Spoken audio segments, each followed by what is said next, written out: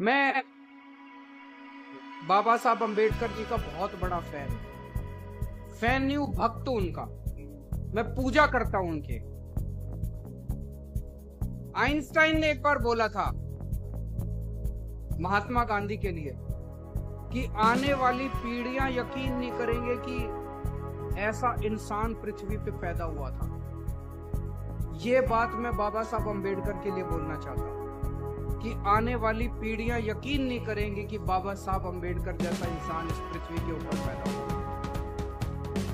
अभी एक शख्स आए थे यहाँ पे, मैंने 3 दिन पहले दिल्ली में 26 जनवरी पे ऐलान किया है कि बाबा साहब अंबेडकर अब दिल्ली के किसी भी दफ्तर में, दिल्ली सरकार के किसी भी दफ्तर में, किसी भी स्कूल में, किसी भी ऑफिस में दिल्ली के मुख्यमंत्री की फोटो नहीं लगेगी, बाबा साहब अंबेडकर और सरदार भगत सिंह की फोटो लगेगी, शहीद आजम भगत सिंह।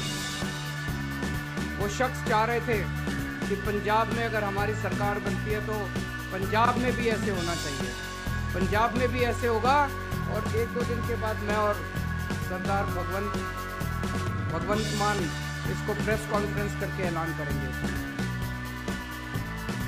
बाबा साहब अंबेडकर ने एक छोटे से परिवार से आते हैं। बाबा साहब अंबेडकर बहुत गरीब परिवार से, उन्होंने बड़ा संघर्ष किया, लेकिन उन्होंने 2-2 पीएचडी की डिग्री ली विदेशों से। उन्होंने अमेरिका से और इंग्लैंड से 2 विदेशों से पीएचडी की डिग्री ली। अपनी जिंदगी में उन्होंने सबसे बड़ी तवज्जो पढ़ाई को दी। उन्होंने कहा कुछ भी करो लेकिन अपने बच्चों को अच्छी शिक्षा देना। उनका सपना था कि ऐसा देश होना चाहिए आजादी के बाद जिसमें अमीरों के और गरीबों के बच्चों को एक जैसी अच्छी शिक्षा मिले, हर बच्चे को अच्छी शिक्षा मिले। आज 70 साल के बाद बाबा साहब का सपना पूरा नहीं हुआ, लेकिन मैंने कसम खाई है कि बाबा साहब का सपना हम पूरा करेंगे, हर बच्चे को अच्छी शिक्षा देंगे। और दिल्ली में हम उनका सपना पूरा कर रहे हैं।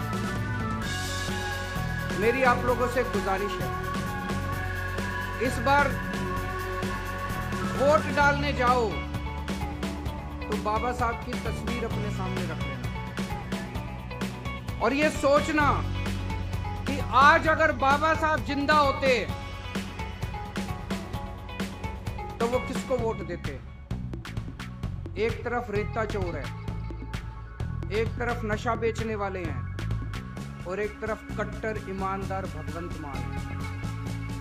अगर आज बाबा साहब अंबेडकर जिंदा होते तो वो किसको वोट देते?